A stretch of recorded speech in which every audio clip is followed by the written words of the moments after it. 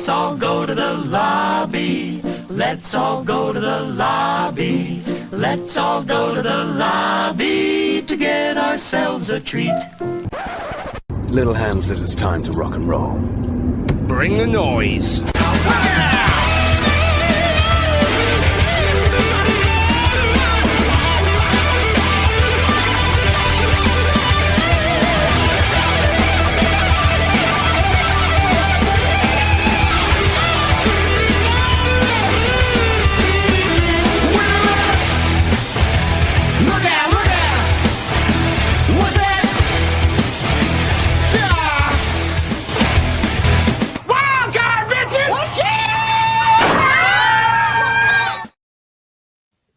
Ladies and gentlemen, welcome to another edition of Wildcard Cinema here on the Full Circle Radio Network. I'm your producer, JJAlexander. Joining me are my longtime, great, amazing co-hosts, Mark and Greg. Gentlemen, how you doing this evening? Couldn't be better.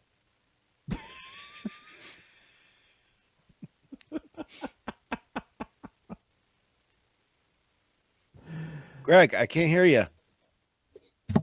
Oh, that's good. I just talked over you, so it worked out. Yeah, I had the mute on. Sorry. Oh. Doing well. Okay. How about yourself, Joe? I am running off of 3 hours sleep right now because I had to record. I recorded Catharsis at around midnight last night. Finished around 2 a.m. Started editing. Said, okay, I'm gonna hold off on this. Went to sleep at 5:30. Woke up at 9. Finished editing. Had to wait for everything to render and then to upload, which is why I didn't actually upload until this afternoon. And then I was like, and then I had to have a Zoom meeting, and then I have this, and then I have to call people tomorrow, and then I have to do shopping on Thursday because I got a pasta dinner to cook for on Saturday. And then Sunday I die.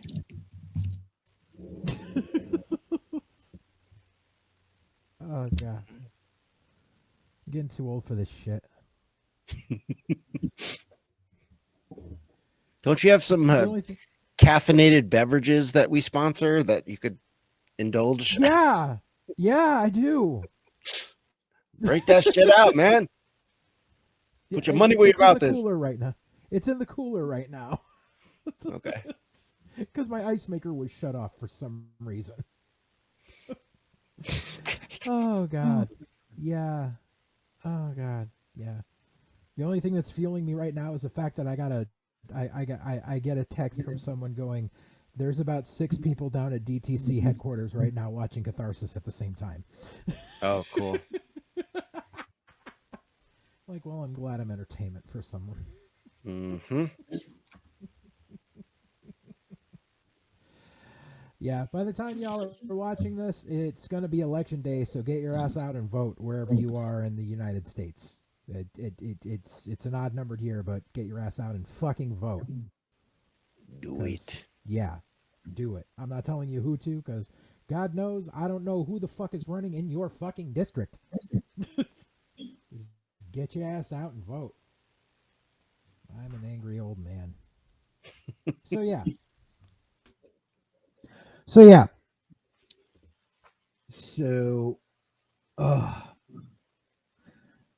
Yeah, I'm half awake. So, and apparently my camera likes to do flippy fucking shit right now too. I don't know if you saw the glitch. I'm lost in the Matrix apparently. I don't know. So we'll do our best. We'll do our best to keep you awake. Yeah. So we here at Wildcard Cinema, we're a blind draw movie podcast. I've yet to find anything close to what we do other than someone who started doing something where they were rolling dice to choose what they were watching, which I don't know. I feel like we got ripped off, but hey, whatever. It happens. So let me tell you a little bit about how we do things here.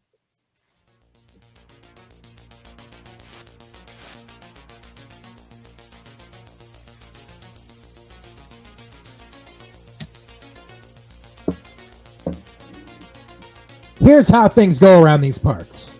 We have a total of 11 episodes in the season.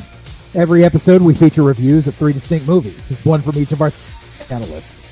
That means every week, you're getting 3 different perspectives and 3 different films to analyze and dissect. Before the beginning of the season, each of us has written down our movie selections on slips of paper. Those slips went into our own personal containers, collector's cup, crystal skull, whatever seemed to work at the time. At the end of each episode, we each make a blind pull from our stash, and those 3 pulls become the movies that we'll review on the following show. The films we review today were chosen at the end of episode 2. When we make our pulls, we all have to keep a straight face. No tipping your hand, no smirks, no groans. Just a straight up poker face. That way, nobody knows what to expect until we sit down to review on the following episode. Now, the reasoning behind our movie choices can be just about anything. Maybe it's a film we think deserves more attention, or one we feel was just way too overhyped. Maybe it has a fascinating backstory behind its production. Or maybe, just maybe, it's a movie we absolutely cannot stand and want to vent about it to the group. Each panelist has their dealer's choice on when they make their reveal. They can drop it before the discussion starts, or hold off until everyone else is weighed in. And then there's the show's namesake. Mixed in with those slips of paper is one that just says wild card. That gets pulled, that person gets to throw in a movie that wasn't part of their original lineup. Think of it like the sideboard card in a tabletop game, or the river card in poker. That one unpredictable element that keeps everyone on their toes. The one solid, long-standing rule is that every movie we review has to be available online, whether it be a streaming service, VOD, or something of the like, so anyone can track it down and watch at their leisure after. So let's begin the fun that is wildcard cinema. And from here on going forward, spoilers ahead. All right, so we're 3 episodes deep, and I believe I'm the only one that hasn't gone first. Oh, okay. Guess that means I guess that's the default. time to go first. Factory reset, default setting. So yeah, the film that I pulled for this week is well, the year is in question, but it is the Onion movie.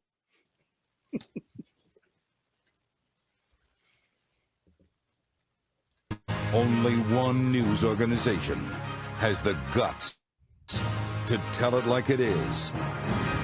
According to a new medical study, depression hits losers hardest.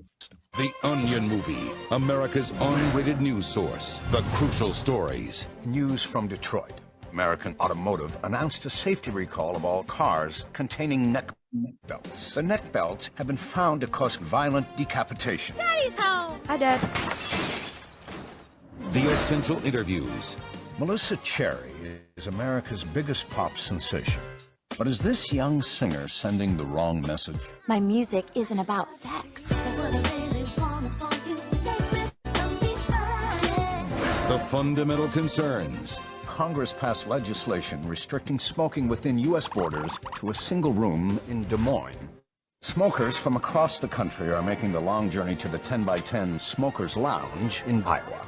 Move the car, you old bitch! And the hard-hitting movie previews. Master, how did they defeat me? They used an ancient technique that strikes at the very core of a warrior's strength. You, my young pupil, shall become a cock puncher. Steven Seagal is Cock Puncher.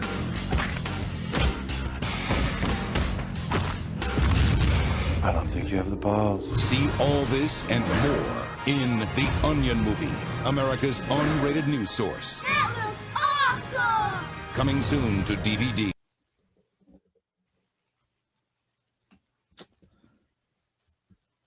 Okay.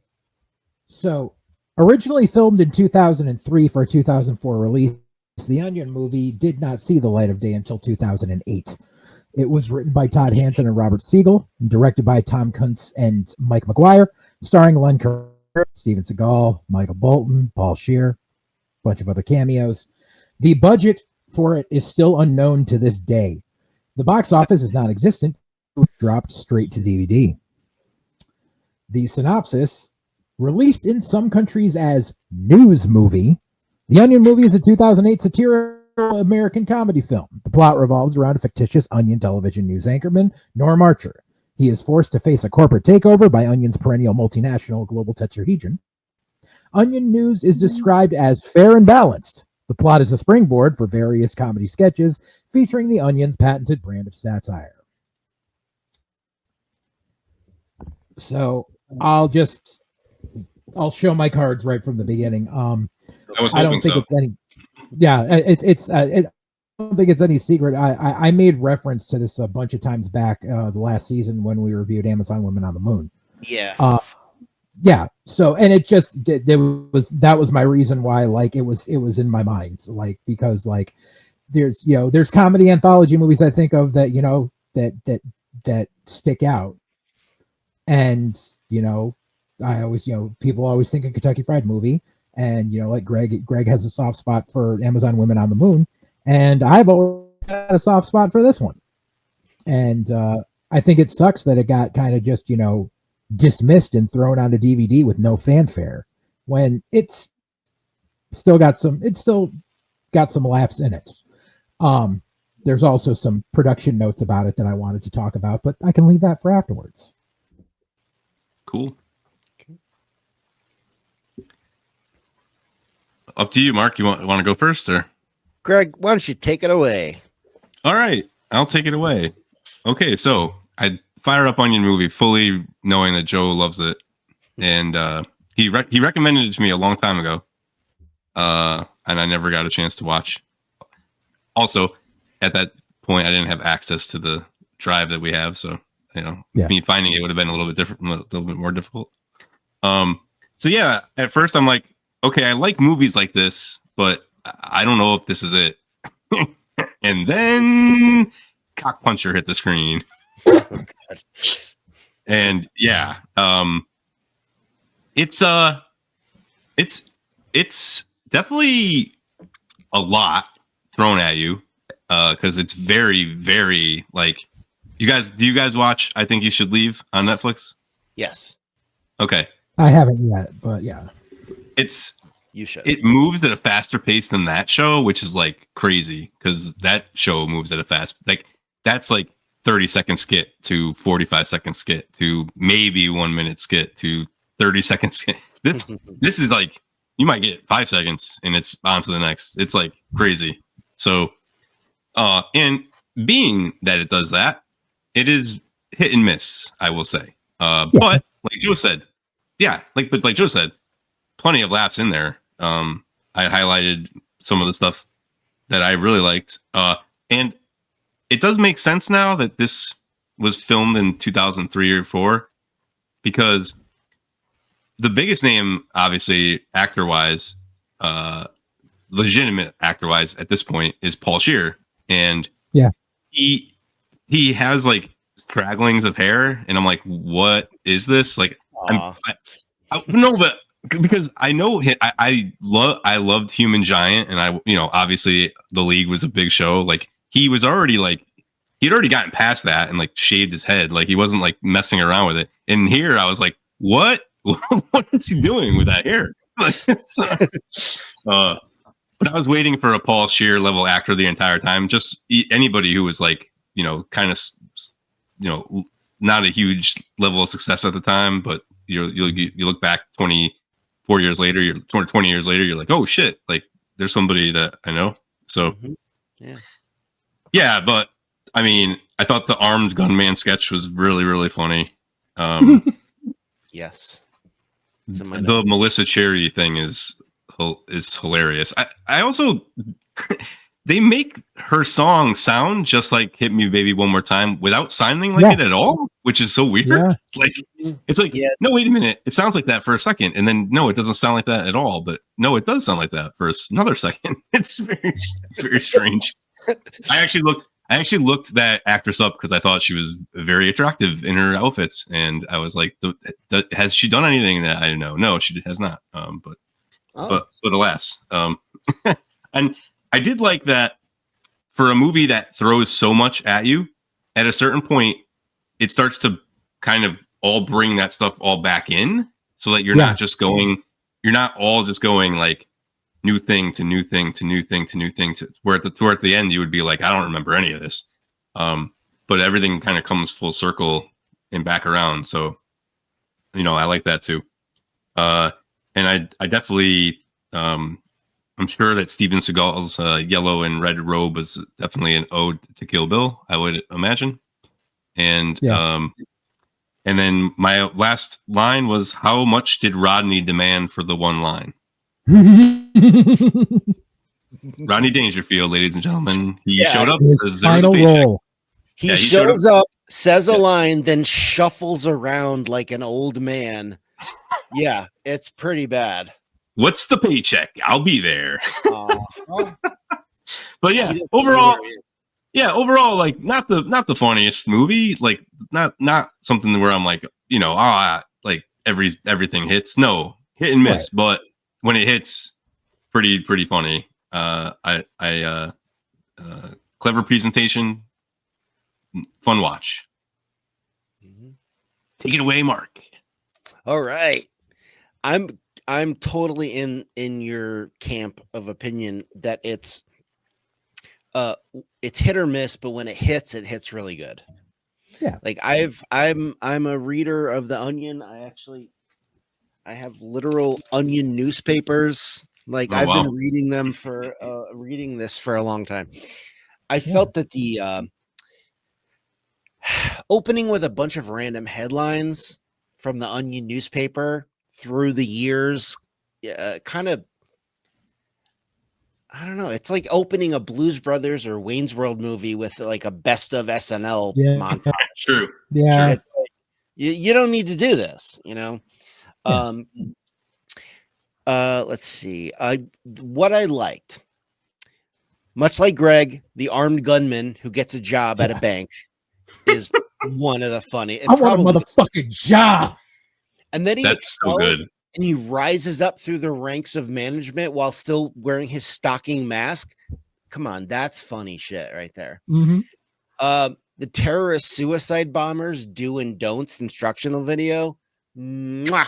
Loved it. Thought it was hilarious. It didn't age well. I still laugh. I know. The other thing that I really thought was funny, and part of it was how random it is, like it just comes out of nowhere, is the Cosmans commercial. Has your penis become stuck in a library book return slot? Call Cosmans, the penis people. Like that, I was howling. Okay. Also, the deaf Olympic sprinter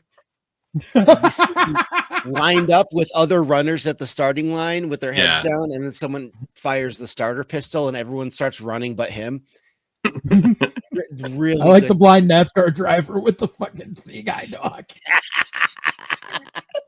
There's good shit in here. Like it's pretty good. There's stuff that I did not like at all. One was how to host a rape. Yeah, that's I don't think I must have just forgot about that because it was like a murder mystery party, but instead of a murder, it's a rape. Oh, I get the joke that like murder mysteries are more super morbid and nobody bats an eye that we're talking about a murder, but why would a rape be any less shocking? I felt it was in bad taste. It made my skin crawl. Yeah. Steven Seagal can suck a dong. I hate him. Yeah. I've never cared for him, but it was just funny because it was like the ultimate stupid fucking martial arts movie. You're gonna fucking throw fucking Seagal in there. I think because Van Damme would have been too serious to take that money. Yes. I think they also got Steven Seagal ahead of. They kind of made him a joke ahead of time. Like he hasn't been. He hasn't been a joke for 21 years. I mean, he started becoming a joke around like 2009. Yeah. They were ahead of the curve on that one. Yeah. For anyone who doesn't know, go look up Steven Seagal Saturday Night Live stories. Oh my God! For fuck's sake! The episode that he hosted is legendary. It's legendary.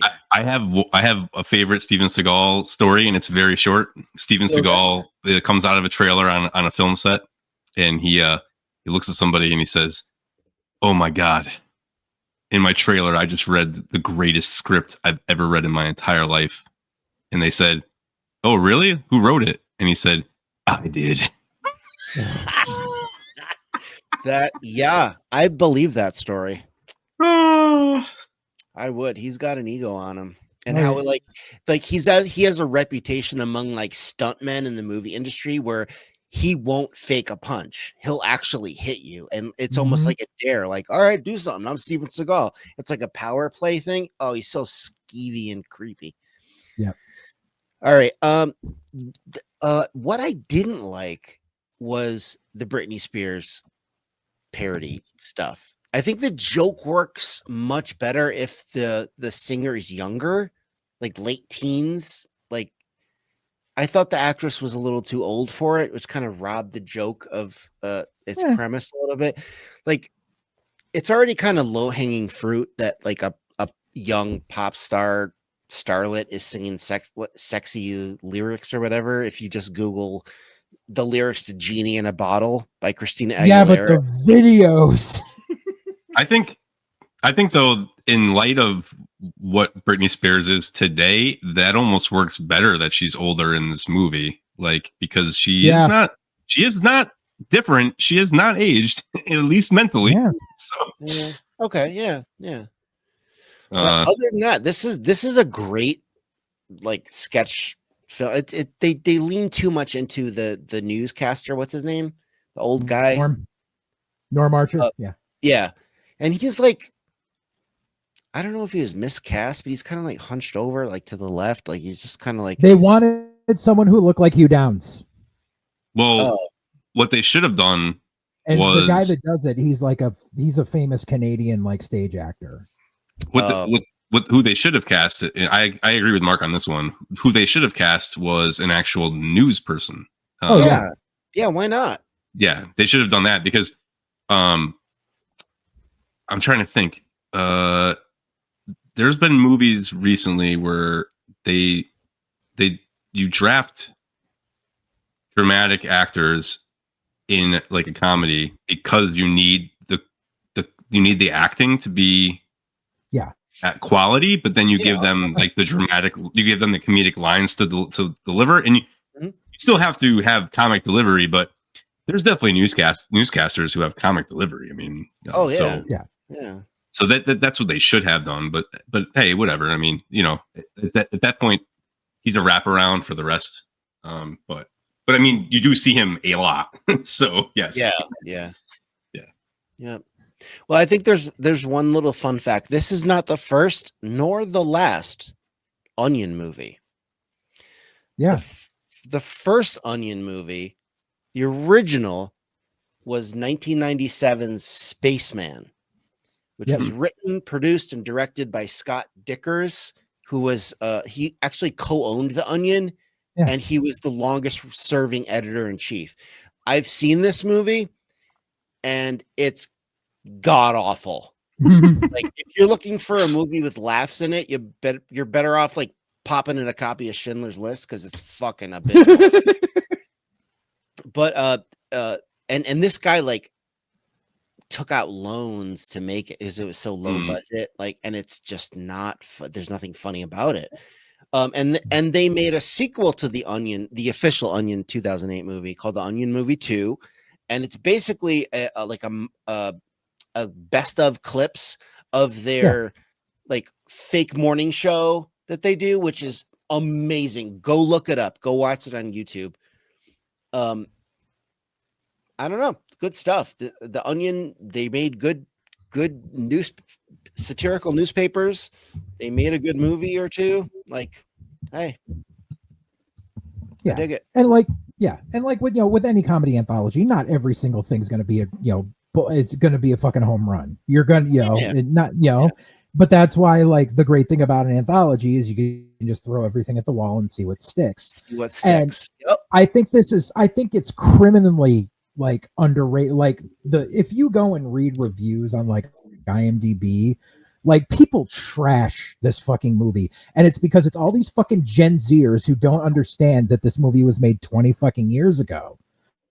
It's like that Patton Oswalt bit. It's like the Patton Oswalt bit where like he goes to the classic theater and watches the John Wayne movie, The Searchers, and the woman's complaining like, "Oh, let's just make the women clean up after the men." And it's just like, bitch, it's the Old West.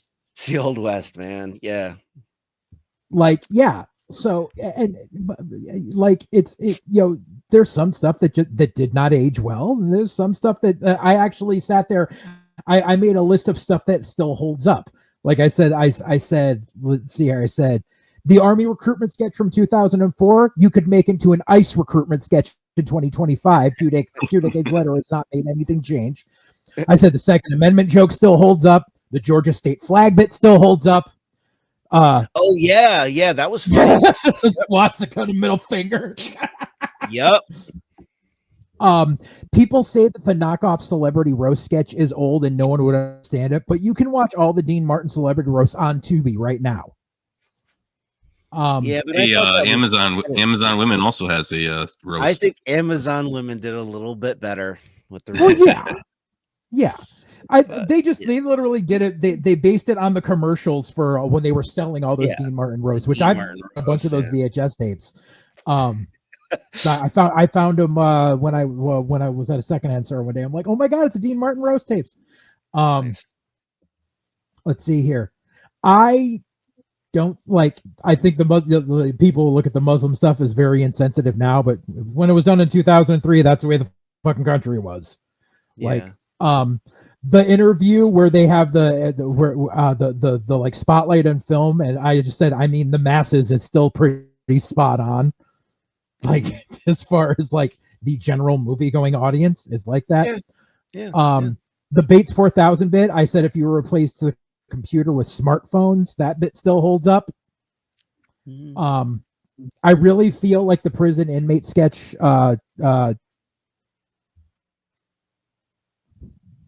oh, okay, sorry. I didn't realize how I wrote this note. The prison inmate sketch, I think that because it was in the can for so long, I think Dave Chappelle found out about it and used it for his trading spouses fucking bit on his first season of Chappelle's Show, because those were very fucking similar. All right. If you put them side by side, it's very similar. I said, I know the Alzheimer's bit is so very wrong, but I can't help but fucking laugh at it every time. The demanding a cure for pancakes. Yeah, there's good shit in here. This is worth a watch. I love how the dude with the military contract for the landmines drives a beat up early 80s Plymouth. Like, $400 billion contract. Got this little shitbox car. I said, I'm allowed to laugh at the legless guy in the wheelchair getting body checked on the ice. God damn it.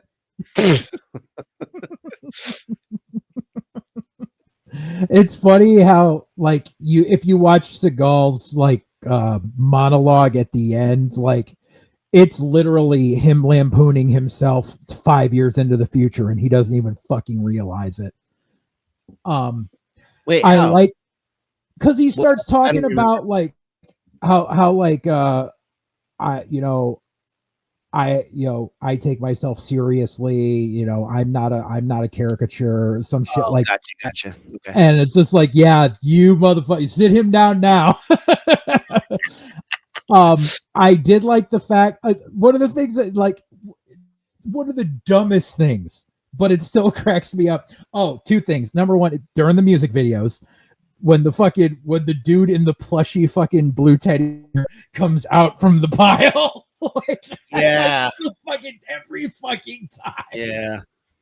That, and when they're doing the spotlight on, and they got the guy standing there, and he's just like, your opinion. He goes, me no Reiki. And then he just goes, didn't you play Long Duck Dong in 16 Candles? Yeah. And the fucking, like, the little known stereotypes, that's the only saving grace of the rape party, is when the chick leaves and she goes out and she steps on Taffy and she goes, fucking blacks. Yeah, that was a funny callback, because it was, again, a really random thing from way earlier that just comes back and you don't expect it. Like, that's fun. I liked it. Yeah, and like the tabletop gaming club, that having spent years playing Magic at the fucking comic shop, that's the way fucking people are. That was dead set fucking reality. Mm-hmm. And yes, the CGI is obviously very bad, but God knows they had no fucking money. Yeah. And they did what they could, but it was still a funny joke. All that matters is the joke. It doesn't, you're not really exactly caring about the special effects. Right. And that's another one of those nice little cameos because it was the O-Face guy at the beginning of that sketch. Yeah, from Office Space. Yeah, I noticed him. Yeah. Yep. And one of the two he still does bit stuff here and there. And one of the two corporate guys is one of the guys from Broken Lizard. Oh, Rabbit from Super Rabbit, Trooper. Yeah. He's another one that, like, when Norm's being all serious and like confronting them in front of the elevator, and they don't say a word, and just right when the door's about to close, cockpuncher mania. And the one thing that I guarantee a lot of people who were older got the joke right away at the end of the movie, but I guarantee the younger generations wouldn't fucking get whatsoever, because we have to inform them about good cinema from the past. Is when they go to Norm, they're like, what were you going to say? And then he turns and goes, well, I was going to say I'm mad as hell and I'm not going to take it anymore, but that just seems cliche. From Network, yes. Yep. And there was another callback right before the credits roll when they're showing the producer and they're showing the scenes that they couldn't put in the movie. And Meredith Baxter Burney, like, taking the cat and put it, that was literally a callback to Kentucky Fried Movie. Because of the ones, there's one scene where what's our little angel today? Oh, she's frying the cat 100% pure messing oil. Oh, okay. No, I just thought it was like another super random thing. Like, of all things, this is like an outtake from the movie. They got Meredith Baxter Burney in it, and she's literally dunking. At first, I had to watch it twice because I thought it was a real cat. I thought it was a real kitten. That was a legit callback to Kentucky Fried Movie, and there's a reason there was a callback to Kentucky Fried Movie. Okay. And this is where I need to get into some fuckery. Oh, okay. So there is, so apparently, in order to get some funding on this, one of the producers on it was David Zucker. Oh. And David Zucker took the terrorist instructional video, and because he had a producer credit on this movie, yanked that entire fucking segment and dropped it into his own movie that came out in 2008 called An American Carol, which was basically a satirical look at A Christmas Carol, but based on the war on terrorism and yada yada. And he literally just yanked that and threw it in his own fucking movie. Wow. Never heard of that movie. Yeah. Yeah, because it's dog shit. That's why. It's because the Zuckers have not written anything good since the fucking 90s. And yes, I'm including the fucking Scary Movie sequels that they got brought on for. They can suck a dick. They haven't done anything funny since the fucking 90s. Those Scary Movie sequels are terrible. Yes, exactly. Yeah. It's a matter of, I used to think the Zuckers were fucking untouchable, and then they just kept fucking going. And this was David Zucker glomming on to a couple of other guys who actually wrote some good shit to be like, because if this movie had hit, if this movie had been a hit, he would have been all over fucking everywhere being like, see, I knew these guys were geniuses and blah, blah, blah. But because it got dropped quietly to DVD, just unless you're really reading the credits, you don't see his name. Yeah. Yeah. One other little, oh, go ahead. Isn't one of the Zuckers, wasn't he all butthurt because they didn't ask him to do Naked Gun, like the new Naked Gun? Yeah, David. It's like, dude, same Zucker. Like, it's like you guys, like, they were, him. It was, these guys were like of their time. Like, you run your course, and your thing isn't relevant anymore. Like, it's no slight to them. It's just right. Yeah. It's like even Prince, like, at a certain point, his music was being released and no one really cared. Like, nobody cared. It's the circle of life, man. Yeah, it's like, dude, like you have some people just have moments. Not everybody's going to be Scorsese or Spielberg. Some people have a finite time of. Not everyone's going to rock genius. out to Starfish and Coffee. Yeah. I mean, I do, but yeah, as do I. That's a good fucking song. It's a good fucking album. Yeah. Also, one other just small little smidgen that's just it's a footnote in history, but it is quite funny. Is when this movie was filmed, art kind of imitated life afterwards, because one of the background dancers in the Melissa Cherry videos was Kevin Federline. Oh my God. That is so good. That's so weird. That's such a weird thing. Oh my gosh. Well, I mean, that's how him and Brittany hooked up, because he was one of her dancers. So. Oh, okay. All right. Yeah. That's incredible. So yeah, so K-Fed was one of the dudes in the fucking Melissa Cherry videos, and then went out to marry Brittany. Huh. But yeah, it's just people need to give it, a little bit more credit. That's all. That's why I chose it. But yeah, so boom! If you are interested in viewing The Onion movie, it's currently available on the Internet Archive. You're welcome. It's also available on Plex, and as video on demand from Fandango at Home and Apple TV. So before we continue on, yes, we got to pay the bills. Exactly. Thank you very much, Mark. Yeah, no problem. Still paying. Still paying. Always paying. Never stop. Can't stop. Won't stop. Go to sleep. Wake up. All right. So, as the days get shorter and the nights get colder, staying focused can feel like a real uphill climb. Whether you're battling through end-of-year burnout or powering up for a long movie marathon, you just need something that keeps your energy clean and steady, not jittery and crashing. And that's where W Energy comes in. No sugar, no fillers, no weird artificial colors. Just pure natural energy from coffee fruit extract and B vitamins to keep you sharp, warm, and ready to roll. And they've updated their flavors recently. You got flavors heating up the season like bleeding orange, grapefruit citrus hydration, and the fan favorite Japanese soda. Bright, crisp, and seriously refreshing. I was cleaning the kitchen because we got a new air fryer, new wave convection oven, and I found I still had half a tub of my Chef's Blend that I got, which is when I got it, it's the cherry lollipop flavor. So that's what I'm sipping on tonight. Oh, so if you want to stay on your A game through the chill, well then you got some options.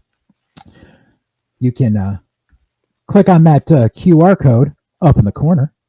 Or you can creep on down below into the description, click on that link, or just go to w.gg and use the code Full Circle Radio for 10% off your order.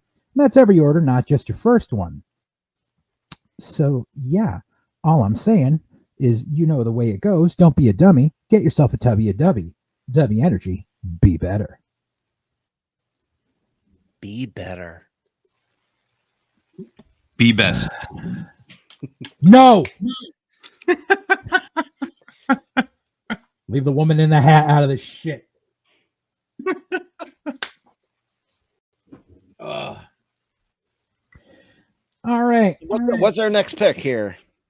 I think we should let Greg go, since we didn't get to we had to move this out a week, so we didn't get to do this during spooky season. Okay. Oh.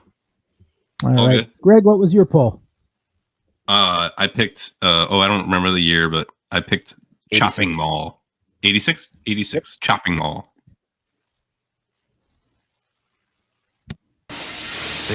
They broke into the mall for the wildest all-night party of their lives. Get that meat. But you're never alone. In the Chopping Mall. What's that? Robot blood.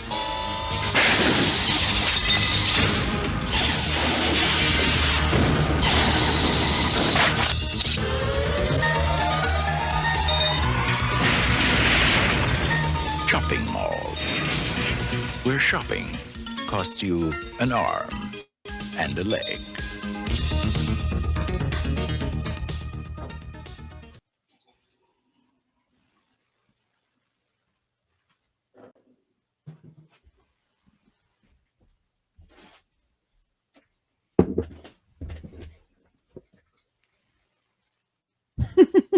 Sorry. It's all right. I was refilling my goblet of Cabernet Sauvignon. That's fine. All right. So, released in 1986, Chopping Mall was written by Jim Wynorski and Steve Mitchell, directed by Jim Wynorski, starring Kelly Maloney, Tony O'Dell, and Dick Miller. It had a budget of $800,000, and to this day, the actual box office numbers are still completely unknown. Synopsis is, the synopsis is a group of young shopping mall employees stay behind for a late night party in one of the stores. When the mall goes on lockdown before they can get out, the robot security system malfunctions and goes on a killing spree. Dealer's choice, Greg. I'll go first. Okay. Yeah. Just because I'm gonna take a wild guess that both of you guys have seen this. Correct. Yeah, I have not. And I always saw it like recommended in like YouTube videos, like check this, 80s this or whatever. So yeah, I wanted to give it a shot. Yeah, I guess I'll save my thoughts, but go ahead.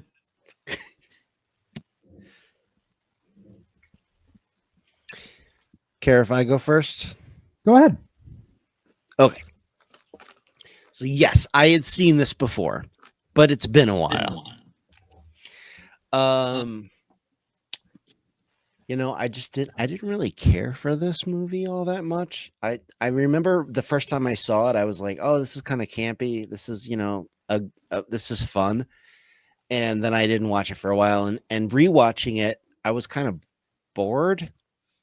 I feel like it has its charm, even if most of that charm comes from the novelty of being reminded how malls used to be in the 80s, which I have a soft spot for. Cigarette machines, payphones, record shops, the bunch of stores that are actually open and in business. But I just don't think there's really much here. There's no character arcs. There's no suspense. There's no surprises. There's nothing. The script just kind of chugs along in low gear without really getting creative with the concepts. Like one of the robots. And then just like after like barely an hour, it just ends. So I mean, I don't know.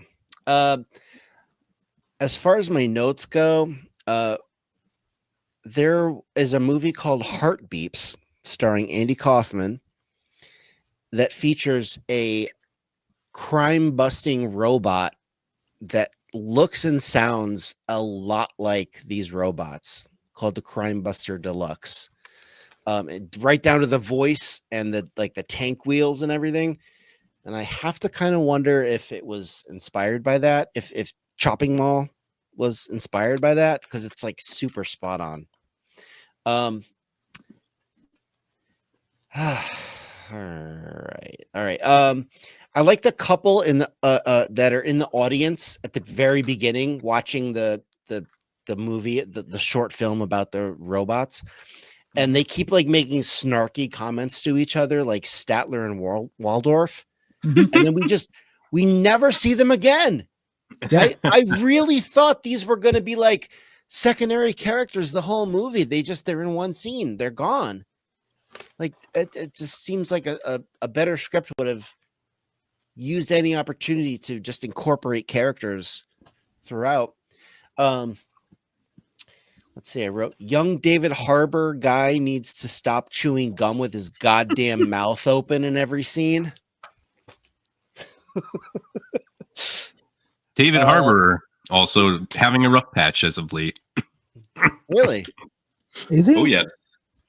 Wow. Yeah, well, his ex-wife just released her new album, and it's all about how he's a incredible piece of shit and philandering menace. And then it was revealed that Millie Bobby Brown had to file harassment and bullying claims against him before they shot season 5 of Stranger Things. So Mr. Harbor has a little bit of PR to fix. Wow. Okay. I did not know any of that. Whoo boy. Okay. What else did I put in my notes here? I put the cook in the pizza joint is absolutely disgusting. And he looks like Barth from You Can't Do That on Television. Yep. Yep. I heard that. I heard that. I loved the restaurant though. Yeah. I'll just say, in a movie that has a lot of quotable lines, especially in the first 30 minutes, when one of the waitresses says that Orca Beach has been in here every night. Waitress, more butter. All right. I wrote, why are all these couples hanging out in this tiny furniture store screwing, except for the two who are watching actual television on a display model TV? Those are the ones that are going to get married.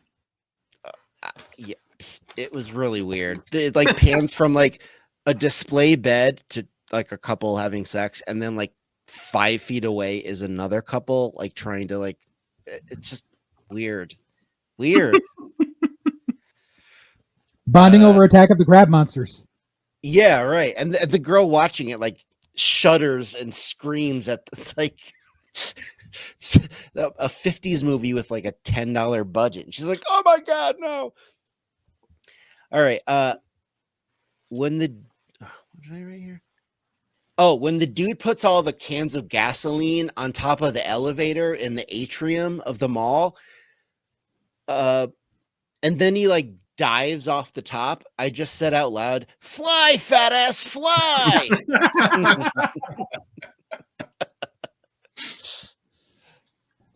Also, my memory's a bit hazy because I was probably I was drinking copious amounts of wine when I watched this.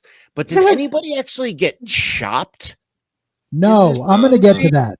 No chopping. No chopping in the chopping mall.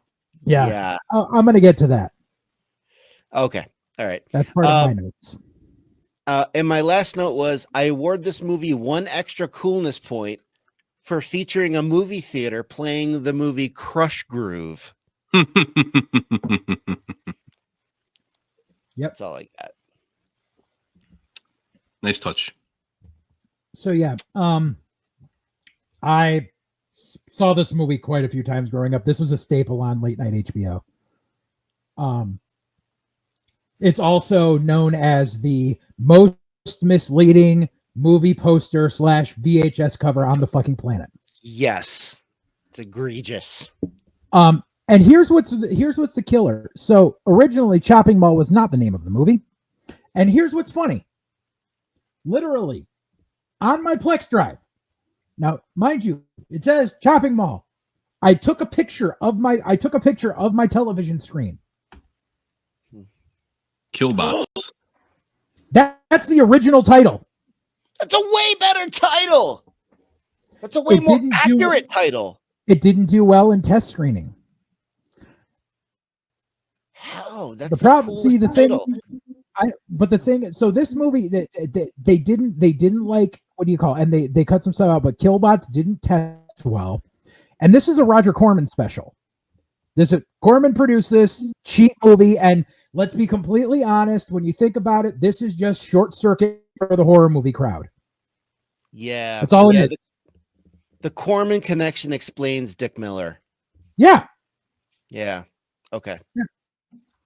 When I get to it, I will liken it to another movie.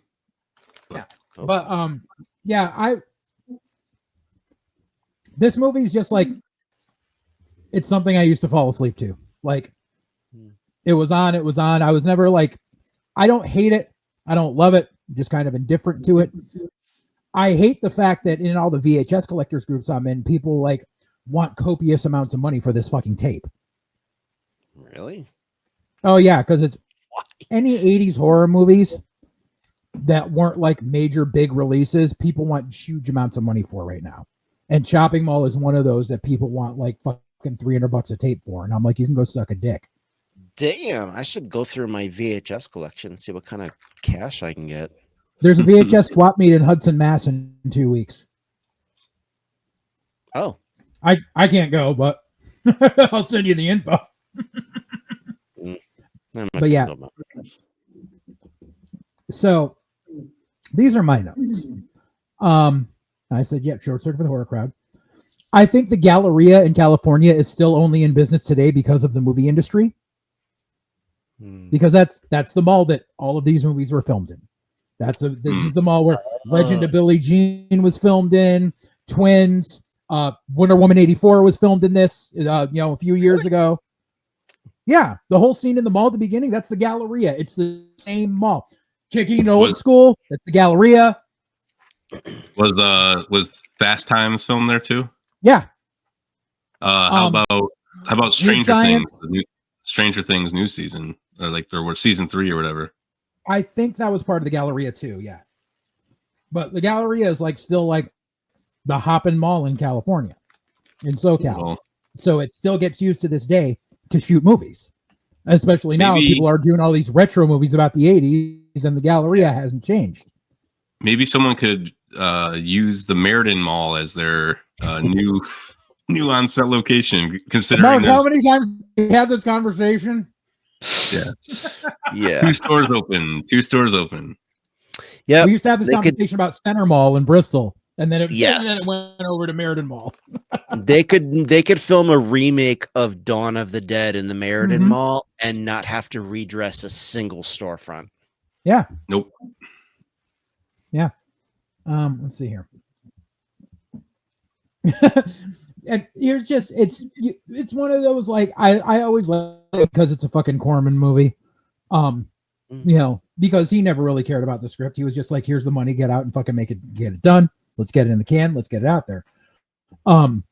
So like there was semblance of plot points didn't exist. Because I said, okay, I know the 80s were a different time, but I'm pretty sure retail establishments didn't close on Friday and then reopen until Monday, especially when they're in a fucking mall.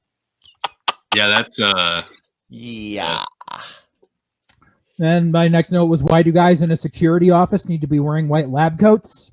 Yeah, what was up with that? I really thought those guys were going to come back. Like they were going to try to like save the day, or like one of them was like, I know how to deactivate them. And he was going to nothing happened. Nope. They're fucking dead. I said, I don't care if that's just a floor model. Ain't no one ever going near that bed again. I said, it's nice to know this mall has a fully stocked arsenal. Yeah, right. It always reminded me of I don't know why, but it would always remind me of when I first moved to Southington, and we were looking around for what video stores were open, because it was before the Blockbuster had opened on Queen Street. And there was the Video World, there was the Video Galaxy, and there was Coming Attractions. Coming Attractions was in Oak Hill Mall, which is where Senior Ponchos is now. They called it a mall. It was freshly built, but the only thing in it were Coming Attractions and Pulcini's Guns and Ammo. And that's all I could ever think about when seeing Shopping Mall. I was like, well, there's a mall that had an arsenal, so I guess it's viable.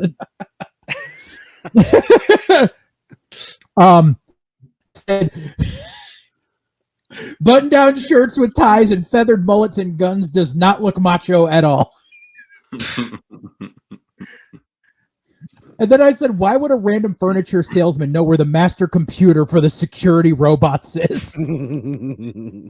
Yeah, you have to leave a lot. You have to suspend a lot of disbelief. You have to suspend a lot of disbelief in this movie. And then I said, I mean, seriously, who the fuck thought Ferdy was a good name for this character? Yeah. Weird, huh? Yeah. Like literally, like, okay, the guy's name is supposed to be Ferdinand. You call him Nando, for fuck's sakes. Sounds a lot better than Ferdy. Ferdy.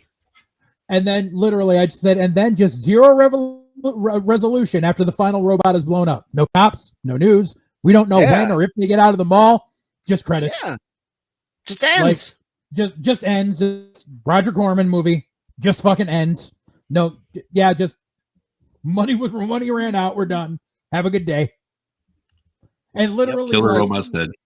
Right, like literally, they had to add in the blood spatter on the neck and the tits so they could get a rated R rating for it. Oh my god! Because otherwise, this is going to get a PG-13, which is the stroke of death for a horror movie in the 80s. Crazy. So they were like, "Hey, can you just do this real quick for no reason?" Yep, that's why. Yep, explains it. So it's there. I've seen it before. I'll probably see it again randomly sometime. I don't rank it anywhere near, like, it's considered a cult classic. Whatever. It is what it is.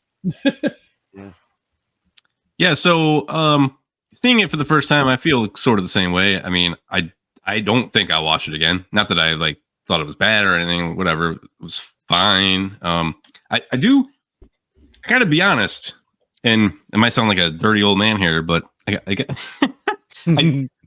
having watched a bunch of horror movies for Hooptober, cramming them in, and then seeing this, there's something about the horny horror that kind of I do like. Yeah, like, I don't know. So maybe the 80s go around, baby. Yeah, like and there've been some recent movies to try to do it, very recent, that don't work at all. I don't know. It just some of it just is just some of it works. I mean, again, some of it doesn't. But I watched another movie that I asked Joe if he had seen called Torso, and it's the same thing. Very, very horny, and but very good. Better than this. But yeah, the thing that struck me the most was, I honestly thought this had come out after RoboCop, because these are Robo Mall cops. And I said, this movie could have just been called Robo Mall Cops if RoboCop had come out before, because the scene where they test the killbot, and I thought that dude was going to get lit up with like 500 bullets, like in RoboCop, and he just doesn't, which is good for him because it wasn't in the budget. Yeah. And let's talk about budget and what they actually shoot. The lasers, they like murk a dude like immediately. And then there's like a zillion lasers flying and like no one's getting hit. I'm like, what is happening? Yeah, the lasers look like the laser effects look like they're hitting and going through the actors at certain points. They're impervious to yeah, it's bad, guys. It's wild. I also wrote the score is fucking terrible. Oh yeah, terrible score, horrible. But again, by like the way, I said before, you know who did the voice of the robots? Who? Jim Wynorski, the director. Oh, those gonna be some like Howie Mandel. No, it was Jim Wynorski. But like I said before, voice them, so he just did it. Oh, that makes sense. But like I said before, a lot of quotable lines, especially in the first like 30 minutes or so. I thought it was fun. Listen, at the end of the day, Mark's like, it was almost, after almost an hour, it ended. Well, it was kind of a good thing. I think if you were looking at a 95-minute shopping mall, you'd be like, what the fuck? This is way too dragged out. Oh yeah. Yeah, I think you're right. But yeah, I don't know. I kind of thought it was a fun one-time watch. Yeah. I know Mark had a problem with kids hooking up and then one watching TV, but I think some kids back then they'll take it anywhere they can get. So if a store is closed and there's a bed there and there's someone else in the bed next to them, they don't give a fuck. They're high school parties where some people are watching TV on the couch and two other people are fucking in the closet.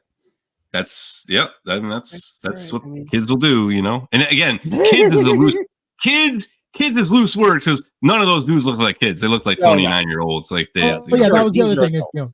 30-year-old teenagers. Yeah. Yeah, those dudes are pushing 30. So But again, that's shopping mall, and I saw it. So I can What's stop. Funny is, can stop having it rattle around in my brain. Yeah. So. What's funny is I think it's either Vinegar Syndrome or Kino Lorber. They did a 4K release, and the cover is the robots. It's not the shopping bag with the fucking shopping bag. Yeah. Okay. Yeah. All right. Good. Well, that's one step in the right direction, I guess. Yeah, and like I said, like Plex thinks this movie is, like it knows that it's shopping mall, but it says Killbots. Pretty crazy. Pretty amazing. Yeah. So, if you are interested in viewing Shopping Mall, it is currently available on Tubi, Pluto TV, Philo, and Amazon Prime. So you've got a few free services, and if you've got Prime, it's there. So I believe it is pronounced Philo because I listened to another podcast and they say Philo. So. I don't know. When you're baking, it's called philo. Yeah, they pronounce it as Philo, so we can go with them. They're getting paid by Philo, and they pronounce it that way, so I'll say they're correct. Motherfuckers. Philo, give me some money.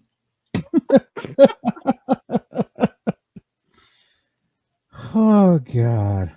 All right. So we're moving right along here, and we've gotten to Mark. Mark, what was your selection for this week? My selection was 1968's Hell in the Pacific.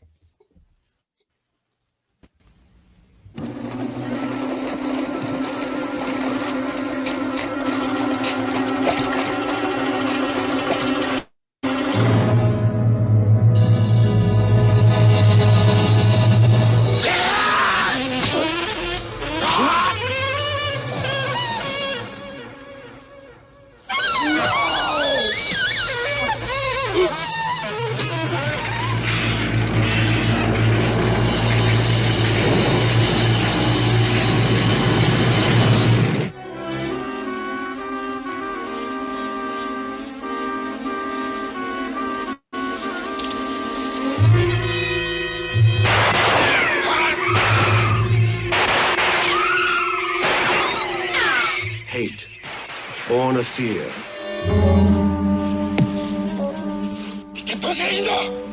Respect, born of strength.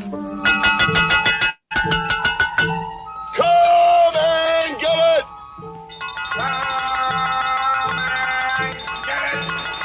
Man's need to communicate.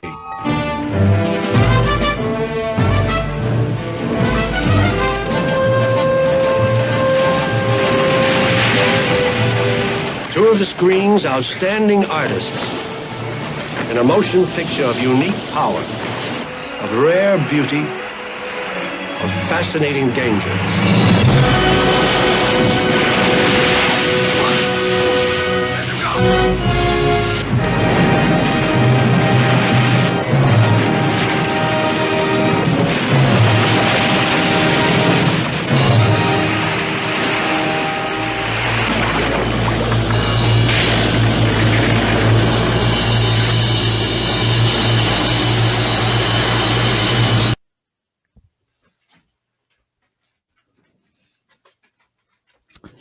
Okay, so released in 1968, Hell in the Pacific was written by Reuven Berkovich, Alexander Jacobs, and Eric Berkovici. Directed by John Borman, starring Lee Marvin and Toshiro Mifune. It had a budget of $4.15 million. Its worldwide box office was $3.23 million. Synopsis is, during World War II, an American pilot and a marooned Japanese Navy captain are deserted on a small and uninhabited island of the Pacific Ocean. There, they must cease their hostility and cooperate if they want to survive. But will they? Dealer's choice, Mark. I'm going to tell you why I chose this ahead of time.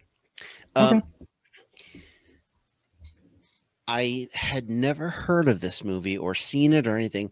And then in 2017, a little movie came out called Kong Skull Island. And if you watch the first few minutes of that movie, it's about an American pilot and a Japanese pilot during World War II who land on an island together, and they're bitter enemies. And I had read some reviews or interviews or something where the director was talking about Hell in the Pacific as an inspiration for that. And I was like, oh my God, like that's kind of like Kong Skull Island is, I mean, it is what it is. It's entertaining, but I really felt like the movie I would rather have seen was these two soldiers on this island, and then in the middle of their conflict is here comes fucking King Kong, and they have to they have to fucking like learn how to live on an island with Kong, like. And so so I threw this in there just because it was always on my radar since 2017, like Hell in the Pacific, it's the movie that Kong should have been, and that's why I threw it in there. I'd never seen it before this. So. Oh, okay. All right. I guess I'll take the lead on this one. This is my first time seeing it as well. And it was funny when tracking it down because we got into the conversation of which version are you looking for, and then I come to find out later that the theatrical cut, as it states, was literally only released in England and Japan, and all the prints got pulled. You can find the alternate ending, but that's the only difference, is the last minute of the film. Gotcha. All right. Yeah. So it's still pretty much the same film. What is the alternate ending? The alternate ending is depressing as fuck. Somebody bombs that island they land on. Yeah, when they're arguing and you keep hearing the shells in the background when they're starting to argue while they're drunk. The shellings get louder and louder and louder, and then just boom, blown up and die. Oh my God. That is and the producer did it without John Borman knowing, and John Borman was pissed. So that's why I will say that's a super bleak and downer of an ending. Yeah. I don't know if I don't prefer that though. But we'll get into that though. Yeah. But yeah, so my first viewing on this, and I had some thoughts. Overall, I thought it was very well done. I'm not going to. I was actually pretty. I was pretty captivated by it for the most part. My first note was Mark officially takes the award for the oldest movie we've reviewed on the show so far. Okay, yeah, all right. Yep, it is. Wow. Okay. And Mark already had the record before that with Let's Get to Death. Oh right. Yeah, and he's done another. I think he might even have the third one because I think is Thunder. No, because you chose the Woody Allen anthology there. Right. Yeah. Okay. When did Ganja and Hess come out? Like mid 70s. Oh, okay. All right. It was a few years after earlier. He had already done Night of the Living Dead. Yeah. Okay. Yeah. I did first going into it, and I said, so far the cinematography in this is beautiful. But if this is just two people, it seems like such a waste of all this panoramic view and all this scenery. And that was just because I knew the budget and how much it made. And I'm like, they could have saved some money. Like, little nitpick was the guys have pretty well manicured facial hair for being stranded on a desert island. Just saying. And then when they go to get in the fight, I'm like, bro, he has a sword and you have a stick and a dagger. I said the first line of dialogue spoken doesn't happen until 13 minutes into the movie, so it kind of reminded me of there will be blood in that aspect. And literally the first line is just when Lee Marvin goes to drink some water and he goes, salt. Like there's no dialogue. I was wondering for a while if there was going to be none, period. Right? Yeah. I was sitting there and I said, is the whole trying to burn down the whole island just to snuff out the one guy an allegory on how ridiculous war actually is? And I'm wondering if that's what Borman was going for with that whole scene. I'm sure that's very on the nose. Not on the nose. I'm sure that's very much in what they were intending. Yeah. And then like when he starts getting all defensive, I'm like, this motherfucker's out here building a damn caltrops. Like I just started laughing.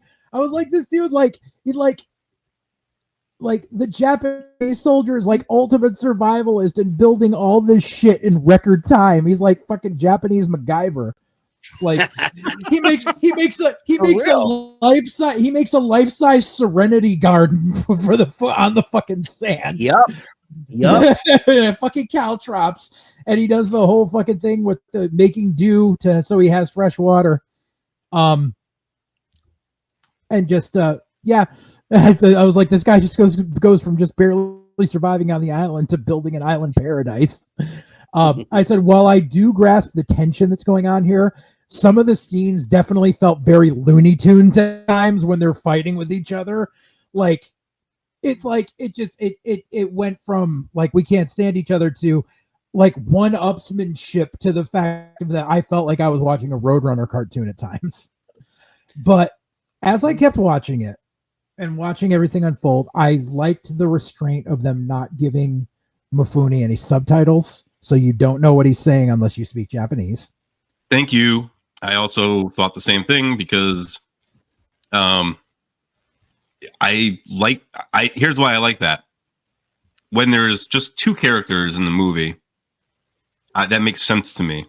Like, yeah, if there's another Japanese man there, then it makes sense for us to see subtitles because they actually understand each other. We're supposed to just be a person observing them, and neither of them know what the other one is saying. So I was hoping you brought it up. I would have brought it up. I was hoping that the copy we were watching didn't have subtitles because the movie does not have subtitles. Yeah, because no, it shouldn't. Yeah, it shouldn't. So yeah, I like that a lot because again, conversely, if you watch the film and you're Japanese, you get the other opposite experience. Yeah. Right, yeah. Exactly. And watching it, I actually saw the bit about Kong Skull Island. I had that in my notes, but so I'm glad that you brought that up. However, this movie really, I think, I don't know if it was planned. I don't know if there's any correlation, but it definitely feels like it to me. This movie reminds me a lot of one of my favorite 80s cult classics. And that's the movie Enemy Mine. Okay. If you sit there and you watch Enemy Mine with Dennis Quaid and Louis Gossett Jr., it's basically Hell in the Pacific in space, where it's the human and the Drac, and they both crash on the island, and they're at each other's fucking throats, but eventually they have to learn to survive with each other. And but the thing was like that when they started learning each other's language. This was obviously they didn't go there, but still, like I feel like because like Enemy Mine is like it's one of my favorite 80s movies. I see the influence watching this, and like it was very prevalent. Just like the fact that eventually they're like, we got to stop fucking doing this shit, and then it's like, okay, let's build a fucking raft. And like when they put their minds together, they do it, and then it's like just the whole thing of them like just struggling to get out past the breaker so they can get out into the fucking open ocean. And then when they get to that archipelago of islands, I was just like, I'm like, that looks way too lush and green to be inhabited. And then they get there and they see that, and I'm like, it was like a Planet of the Apes moment where it's like, we found there was a fort here and it's just bombed to shit. Yeah. And it's just remnants. And they figure out, they're like, oh, well, here's some small creature comforts at home. I found half a pack of cigarettes. We found a bottle of sake. We found scissors and fucking stuff. We can shave. We can look normal again. Here's clean clothes. And the moment they get back into that, they turn back into the people they were before. And that just, that was a hell of an allegory. And just, them that had one of my favorite moments of the movie, though, where Lee Marvin realizes that there might be Americans on the island, and he steps up and he's like, don't shoot, he's my friend. Right. That was a really touching moment. Like he said it out loud. Absolutely. Yeah. And I mean, granted, so just either like the ending that the John Borman ending or the producer's ending, both are sad. Yeah. And but like not- it's but like the Mormon ending, it made me like, I was just like, wait, it can't end there. Like, we need something. We need some sort of resolution, but we never get it. But really, that's the bigger statement of the movie, is you're not always going to get the answer that you're looking for. All right. And I get that. So especially in war. Right, exactly. Yeah. And that's the other thing is, I'm not big on World War II movies. Like, it's one of the, it's not my thing. It's just like most Westerns. They're just not my fucking thing. Yeah. You know, once in a while I'll catch something good, but those are genres that just aren't my fucking bag. But I really enjoyed this. I thought it was extremely well done. Great character study, great use of cinematography. Just all around, just bravo.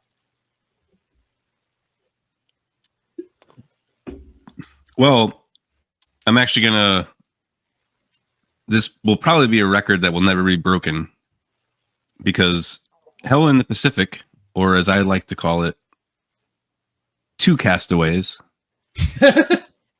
or Castaway TOO, as they did back in the 80s. I only had one note in this entire movie. Even though I have thoughts, not enough happens in it where I needed to be jotting down note after note. Yeah. Because I can think back to the movie and give a few more thoughts, but I only had one note, and that was, when are these two guys gonna fuck?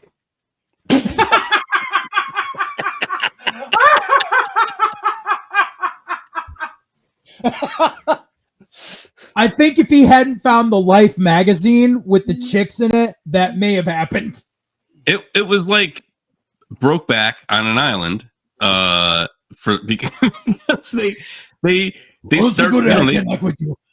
Well, it's like, or like Kiss of the Spider Woman. They form this bond that they don't envision happening, and you know, it's obviously it's to get off the island, and you know that's how they actually bury the hatchet. And to get I will say it was. I was like shocked at the amount of cat and mouse that kept happening. Like, yeah. Like especially the American, he was like incessant on like torturing this dude, and it was like, and I get it, like, because and what I did love about the movie is like they don't explain anything. Like you see a guy, he's on an island, he sees a raft, he's like, what the fuck is this? He finds another guy. Like the plot that you outlined from IMDb or wherever you got it from, you never actually know that. Yeah. Ever, really. Yeah. You're actually never told that, even at the end of the movie. So yeah, this was good. I think it's a little longish only because they did, like I said, cat and mouse for like a long time. Yeah. And you probably could have cut two of those cat and mouse chases.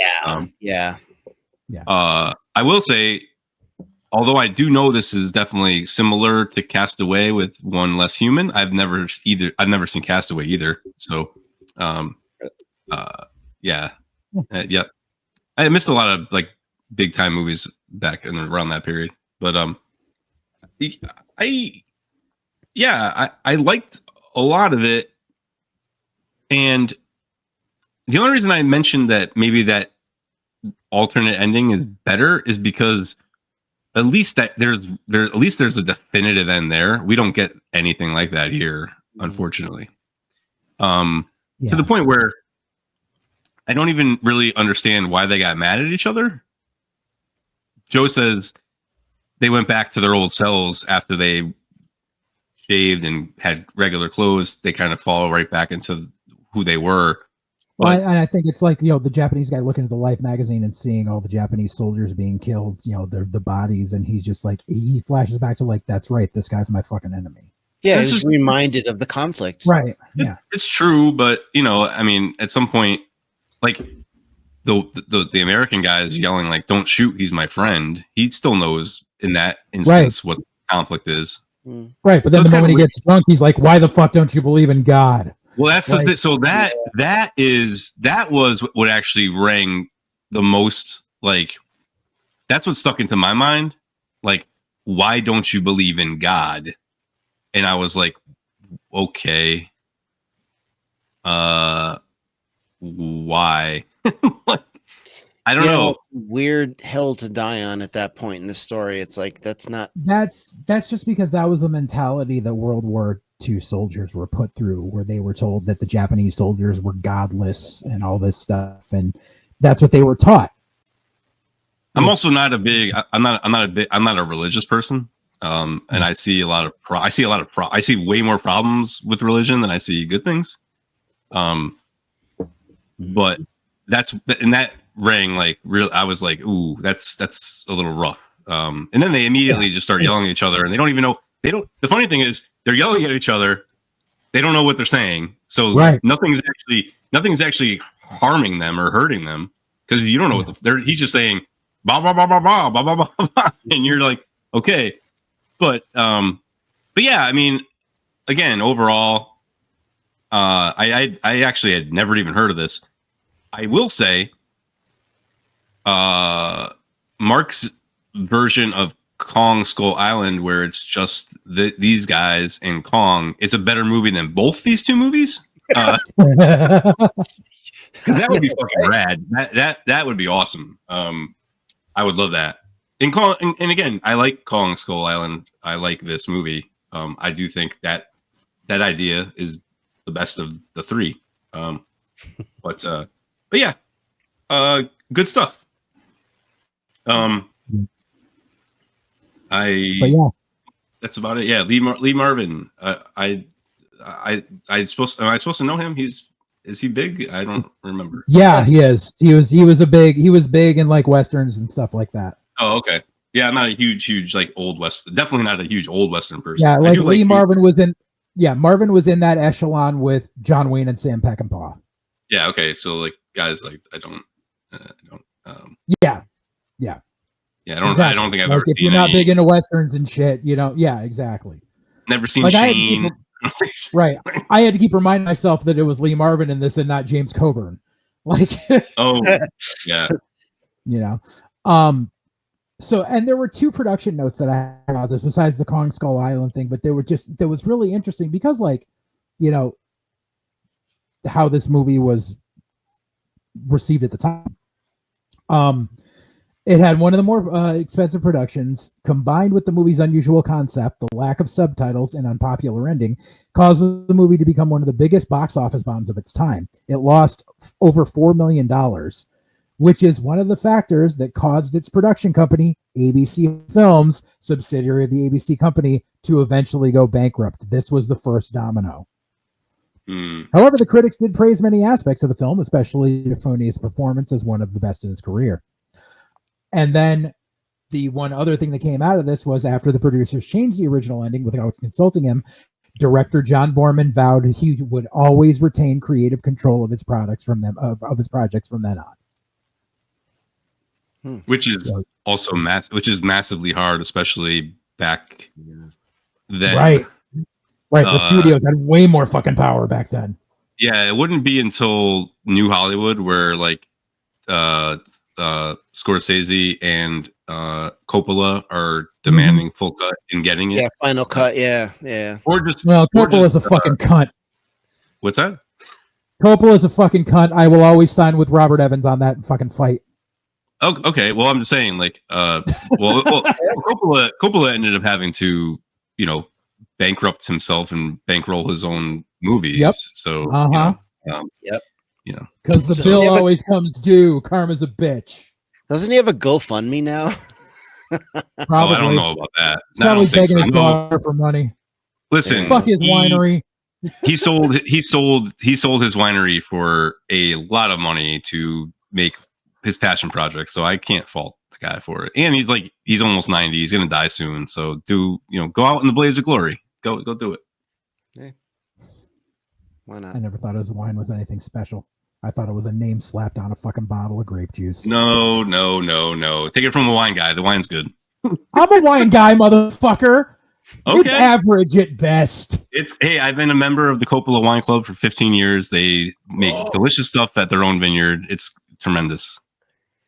Say what you will about his films. I mean, they're all debatable. They're all debatable. We could do a whole season on Coppola. Yeah. No, Yeah. Oh yeah. please, no. I don't want to have to spend 12 hours a week watching movies. That's it. I'm gonna just do. That's it. No. Next season, No. 10 Coppola selections. No. I don't know what's worse, that or your idea of all fucking Fast and Furious films. No, that's not what I said. I said I think the funny bit would be to put in all 10 Fast and Furious movies, but because we draw them by random, they will be shown out of complete order, and that might be funny. Boy. Also, No. I was also only like a quarter realistic throwing that idea out there, mainly joking.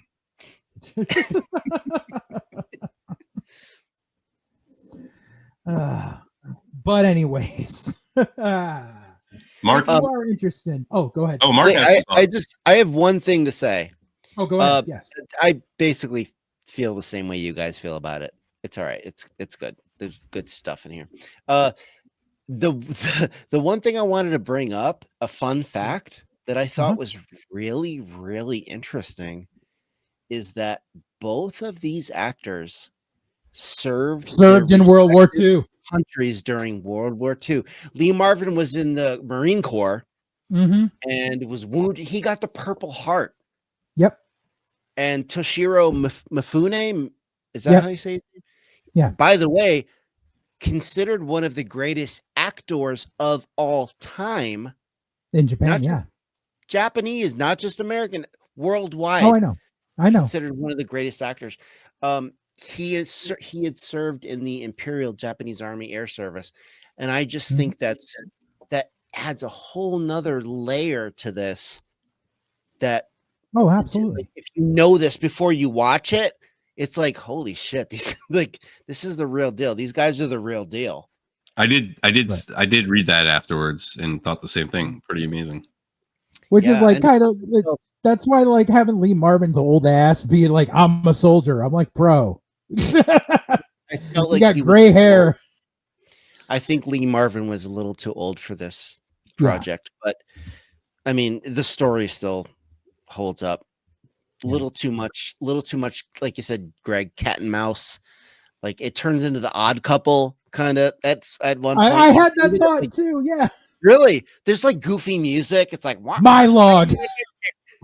Come on, like they could have cut that out.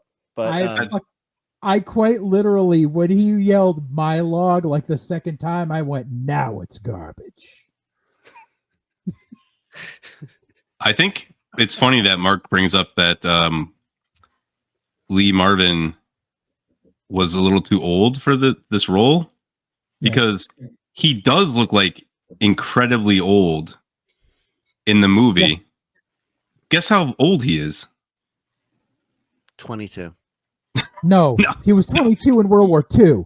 So this is so he had to be in his 40s when this happened. Yeah, he's only like 43. Like he's younger than me in this movie, and he looks 20 years older than me. No fucking way. Yeah. Well, that's that old Hollywood 3 packs a day heavy drink. Lee Marvin was a drunk. So that's like the Wilford Brimley scale. Yeah. You know, because he's only, I looked it up because I was like, whoa, he looks like crazy old. What have I seen him in? And I pulled up his IMDb, and I'm like, oh, he died this and he was born this, and I'm like, wait a minute, this movie's in the 60s, and I was like, he was like 43 when he filmed. It looks so old. Yeah, well, he had been through war. He was a fucking drunk.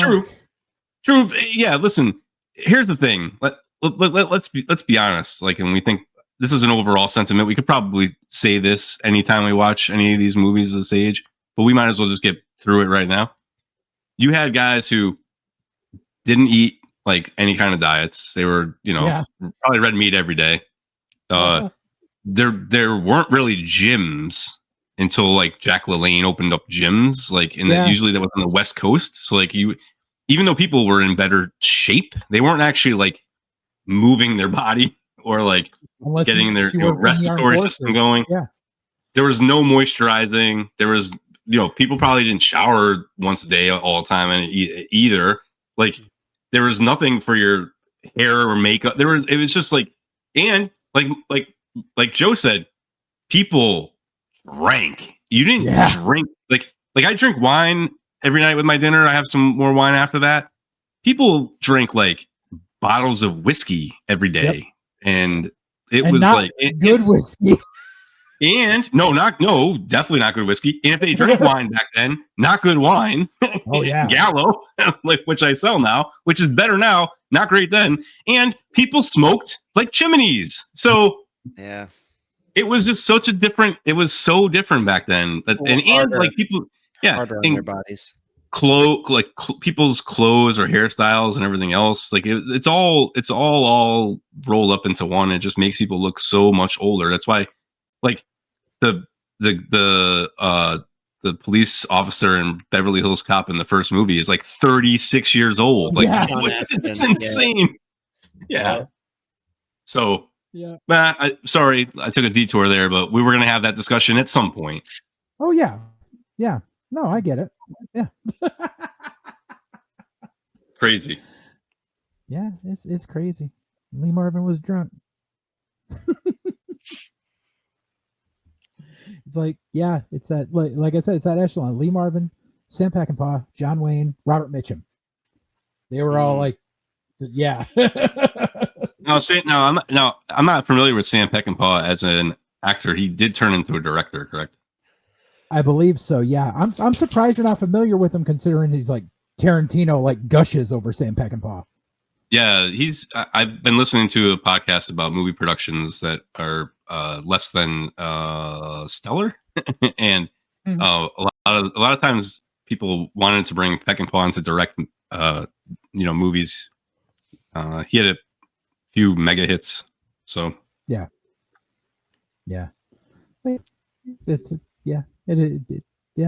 It is what it is. But so if you are interested, in watching Hell in the Pacific, it's currently available on YouTube. Like 5 different links on YouTube. I put one below, and also on the Internet Archive, link below as well. And all of the ones that are on YouTube are like high quality. They're all like DVD or Blu-ray quality. It's not like scratchy, grainy. It's all like that. The one I have is pulled from YouTube. So quality's great. I was gonna say, cinematography really good. A nice 4K of this would look pretty amazing. Oh yeah, absolutely. Yeah, for sure. Yeah. So I guess that means it's time for our next selections. All right. I'm gonna break out the skull. Breaking out my Joe Bob Briggs Last Drive-In. Bastard. Take this one here, yeah.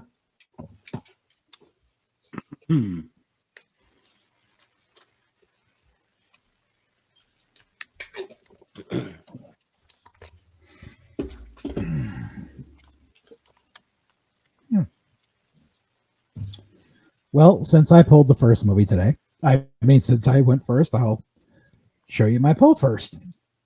Ooh. And that would be... Show me yours. I think it's 2000. I forgot to write the year on it. I believe it's 2006 or 2007's Lady in the Water. Greg? I was thinking really fast if I knew the year off my top of my head. I do not. I also have a 2000s film. This is 2000s In the Mood for Love. And Mark? I chose Wild Card, bitches! Uh-oh. All right. Damn. Came early this season. Oh, yeah. Sweet. Right. So, what's it gonna be? Which Coppola film will it be? Motherfucker,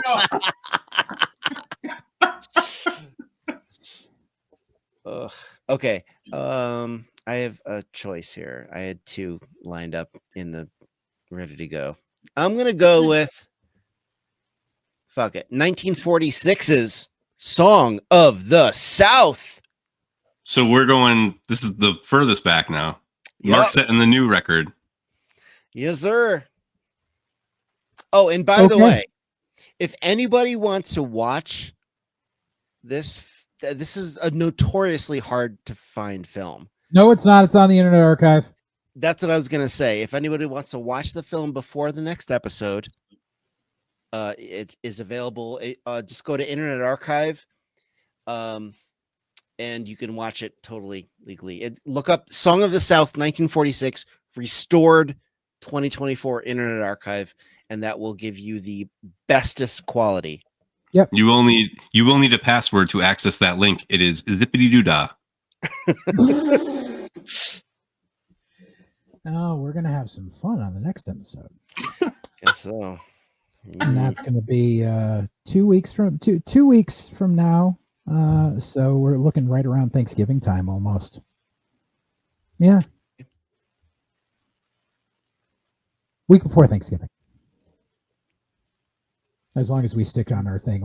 I know we delayed this a week, but that's because October is a notoriously busy month for me, and it ended up being busy for Greg too, so we had to push this back a week. I had so many movies to watch. Still a little time. And also, we are planning on doing another year in review supplemental episode sometime end of December, early January. I actually let the boys know here that starting on November 21st through December 21st, from Black Friday to the solstice, I'm doing a mad dash of 30 movies that came out this year that I have not watched yet, so I can be boned up for when we actually get to the supplemental episode. Super boned up, damn. Get boned up, bone it up. Dude, when me and Greg did it last year, when you couldn't join us, like I binged like 14 movies in 4 days. So, oh gosh, dang it! I gotta keep up with that shit. You don't have to. You don't have to. You just you see what you can see. Just tap out on stuff that you haven't seen. That's all. Yeah, you see what you see. You can't see everything. As much as I would love to, even me, I can't. I'd have to be employed by a film publication.